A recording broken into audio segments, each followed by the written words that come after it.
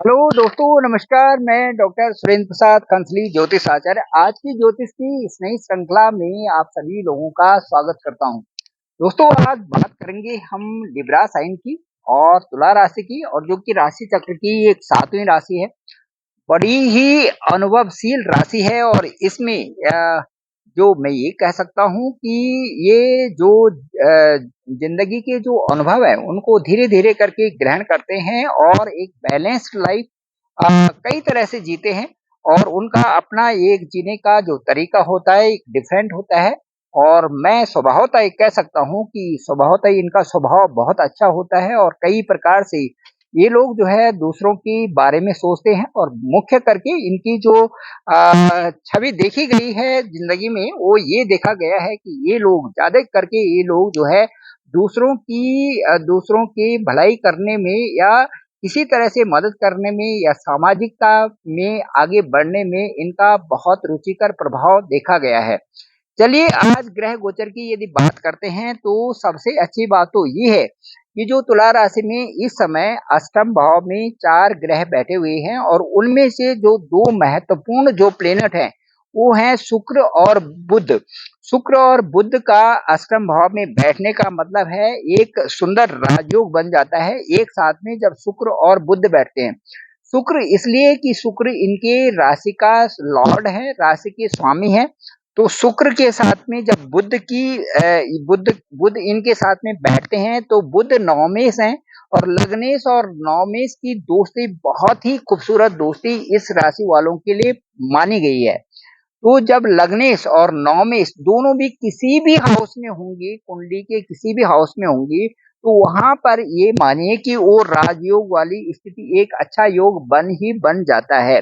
हालांकि मैं ये कहूंगा कि वहां पर बृहस्पति का भी गोचर अष्टम में दिखाई दे रहा है, जो कि कई प्रकार से आपके स्वास्थ्य के लिए कई प्रकार से जो आलस्यपन है या कई प्रकार से जो आपके आपके जो फैट्स बढ़ना है या और कई प्रकार से लीवर से संबंधित है और कई सारे तरह की चीजों के लिए अष्टम भाव का जो बृहस्पति होता है वो कई तरह से इन इन चीजों को संकेत देता है कि आप अपने स्वास्थ्य के प्रति भी सावधान आपको रहना चाहिए। तो इस तरह से क्योंकि अष्टम भाव का गोचर बृहस्पति, अष्टम भाव का गोचर शुक्र, अष्टम भाव का गोचर बुध और अष्टम भाव का गोचर सूर्य, तो ये सारे ही एक सामने अष्टम भाव में बैठे हुए हैं। बुध और शुक्र जो कि नवमेश और लग्नेश हैं, फिर से कह रहा हूं कि ये दोनों की युति किसी भी हाउस में होने का मतलब कोई अच्छा योग आपके साथ में बन गया है। तो ये राजयोग भी इसे कहा जा सकता है। उन्नति होगी, उन्नति किस हिसाब से, क्योंकि जो बुध और शुक्र हैं दोनों ही आपके धन भाव को सेकंड हाउस को देख रहे हैं, जो कि आपकी वाणी पर भी अच्छा प्रभाव डालेंगे। साथ साथ में आपकी लग्नेश यदि आपके द्वितीय भाव को देंगे तो आपकी उन्नति भी होगी, नए कार्य की शुरुआत भी होगी, विदेश का गमन भी हो सकता है, सामुद्रिक क्षेत्रों में भी आप जा सकते हैं जहां से समुद्र नजदीक हो या नदी नदी जहां पर हो उन क्षेत्रों में आप जा सकते हैं भ्रमण के लिए। इस तरह से और ये इसे फॉरेन टूर भी कहा जा सकता है और इसे ये भी कहा जा सकता है कि घर से दूर आप किसी एक अच्छे स्थानों में जाएंगे जहां पर की नदियां या इस तरह से बहुत सारी ऐसी चीजें होंगी, उन चीजों के आप जरूर वहां पे टूर करेंगे या उन स्थानों में आपका जाना शुभ शुभ प्रदान करेगा। अब मैं आपको ये बताना चाहता हूँ कि इसी तुला राशि में जो शनि का गोचर है, शनि का गोचर ठीक तुला राशि में पंचम स्थान में है। पंचम स्थान में क्योंकि शनि वहीं के हैं, पंचम स्थान अपना ही स्पेस बनाए हुए हैं। तो ये पढ़ने वाले बच्चों के लिए और जो आगे कंपटीशन एग्जाम दे रहे हैं, जो इंटरव्यू दे रहे हैं, जो हायर स्टडीज में हैं, जो कंटेंट्स लिख रहे हैं, पब्लिकेशन है या किसी तरह से भी जो नई नियुक्ति जो क्षेत्र में है उनको नई नियुक्ति दिलाएगा। नई नौकरी के भी आसार हैं और कई प्रकार से अच्छी उसमें प्रोग्रेस मानी जा रही है इस समय के गोचर ग्रहों के हिसाब से। जो ट्रांजिट है शनि का बहुत ही अच्छा डोमिनेंट ट्रांजिट इसके लिए कह सकते हैं और बड़ा इंटरेस्टिंग है, क्योंकि पंचम भाव बुद्धि विवेक का होता है। पंचम भाव से हम संतान देखते हैं, पंचम भाव से हम ये अपने जो है कई प्रकार से रिलेशंस और कई प्रकार से हमारी अच्छी जो ऊर्जा है वो पंचम स्थान से बनती है। तो मैं ये कहूंगा कि पंचम स्थान का पुष्ट होने का मतलब है कि आप पूर्णतः जो अपने परिवार के साथ में, अपने बच्चों के साथ में, अपनी बुद्धि विवेक से और अपनी अपनी अपनी ही अपनी क्षमता के अनुसार सबके साथ में आपका अच्छा व्यवहार या अच्छा तालमेल बना रहेगा। थोड़ा-सा जो दिक्कत है वो शनि की तीसरी दृष्टि वैवाहिक स्थान में है और वहाँ पर मंगल गोचर कर रहे हैं, तो आपके लिए किसी भी तरह से विवाद पड़ना या किसी भी तरह से अपनी जो अपना वाणी है उसको अच्छी तरह से कंट्रोल करके रखें तो ज़्यादा अच्छा रहेगा। क्योंकि वहाँ पर मंगल भी है अभी जून के महीने में और साथ-साथ में वहाँ पर जो है एक वैवाहिक स्थान आपका जिन लोगों की शादी हो गई उन्हें उन्हें थोड़ा आर्गुमेंट से बचना चाहिए।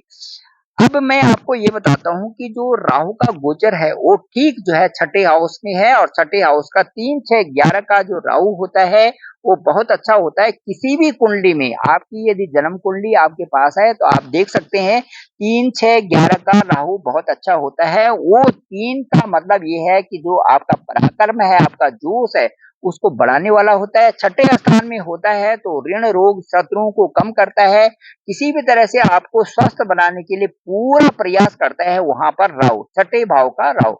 और उसके बाद 11 स्थान में है तो आपकी एक प्रोग्रेस बनाएगा, आपको ऊँचे पदों पे पहुँचाएगा और आपके लाभ की स्थिति बनाएगा। ये भी कंप्लीट 100% ट्रू है।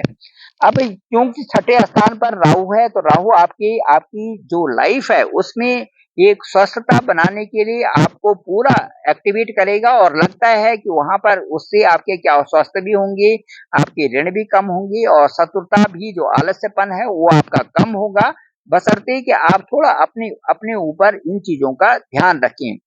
अब उसके बाद जो मैं बताऊँगा कि गुरु गुरु की स्थिति आपके जो दसम स्थान में है, थोड़ा स्वास्थ्य के लिए ठीक नहीं है, बाकी प्रॉपर्टी और वाहन आप ज़रूर लेंगे, ले सकते हैं या आपने ले लिया होगा, इस तरह की स्थिति इसमें दिखाई दे रही है।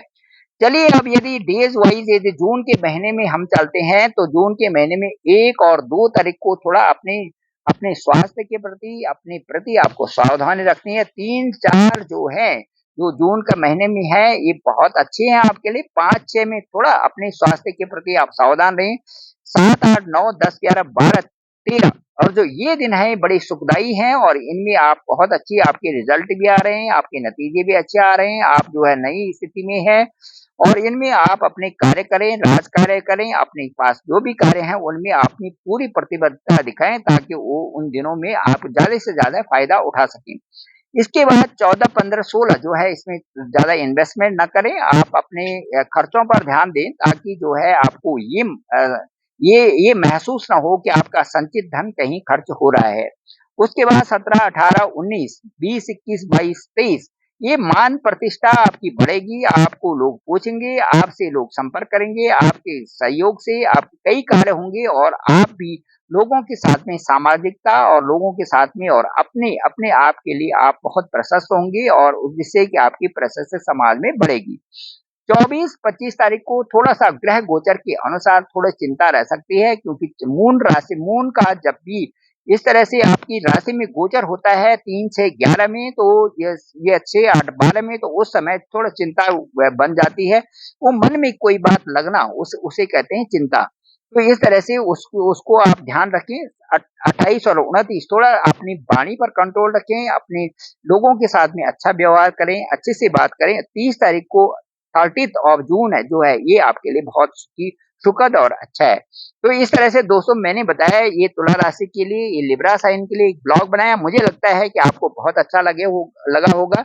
ज़रूर सबसे पहले आप मेरे इस चैनल को डॉक्टर सुरेंद्र खंसली जो ये चैनल है इसको सब्सक्राइब करें, लाइक करें, कमेंट्स करें और इसको ज़रूर दूसरे लोगों तक भेजें ताकि सभी लोगों को अपनी कुंडली की जानकारी हो और अपने बारे में लोग जानें कि जून के महीने में कौन-कौन से दिन हमारे लिए बहुत अच्छे हैं।